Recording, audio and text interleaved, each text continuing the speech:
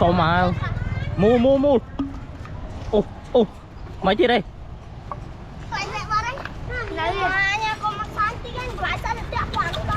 thôi giờ hay là đai khai à nào à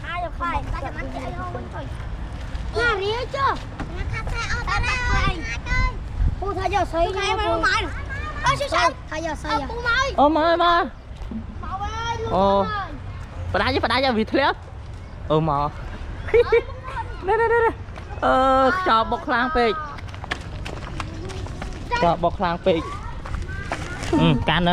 can nữa chứ bọc bà chẳng bà ơi lâu đời xa ta bắt con ăn sơn đi ớt thúc ăn sơn chuột hay cho bọc lang pê ta muối pi 7 tao em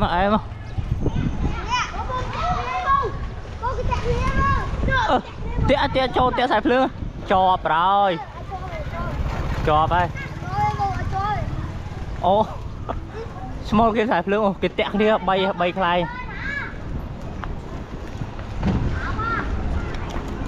bình lề nhá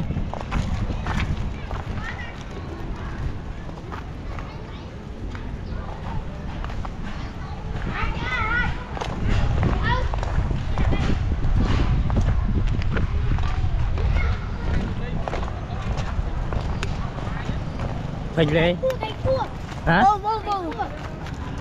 khai cái khai ngầm mà tôi bánh cua trời mà nó đây cái tôi này ba đây là chuột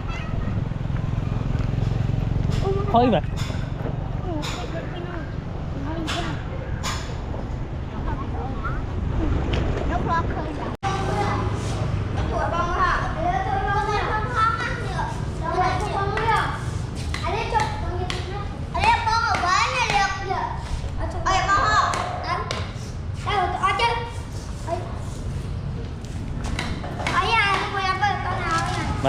lương can mà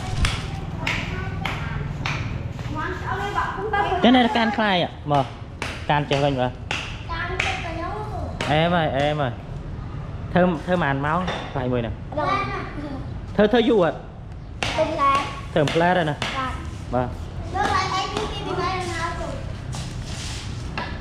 thầy pi khóa vậy anh em mà khóa luôn khóa tia là không cho chẳng này chào ơn khai như nào ba này đánh ba đấy là thôi thôi đi à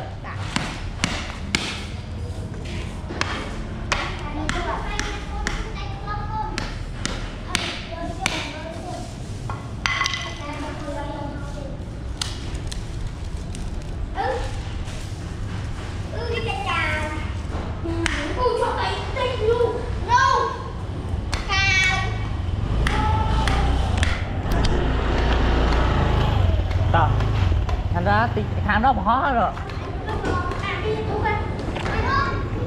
nó bắt khai chứ bà hả lấy xe thủng này bắt khai cái đập khai nhỉ làm chả khai cái đập khai ho ta cho anh thùng ạ ăn thì chim ho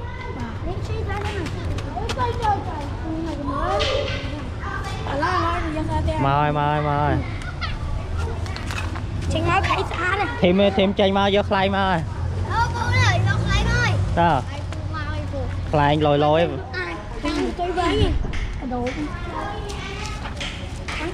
cho vậy tao mua tao trộm mơ lên là tôi lôi à đã tao má tao sống vô bà ơi họ môi với mà trùm kia ngày này mà là cái pin nói rồi hỏi cây rạp kia rồi chưa đâm đây đâm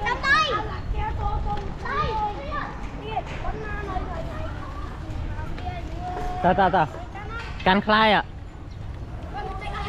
hả ở trời can tôi rồi vừa nhưng mà copy đam anh chết rồi hay nát la bờ Lui lên. vô khai mà tia nào Ai ra vô. cùng hai pe Ôi em fan. tao ơi năng à trời mà bánh lê nha Nhưng mà tôi sắp ra lại lại gồ rồi. mà còn sai pe phụ nó nói tôi thèm nói phụ thọt đi thôi là sạc mày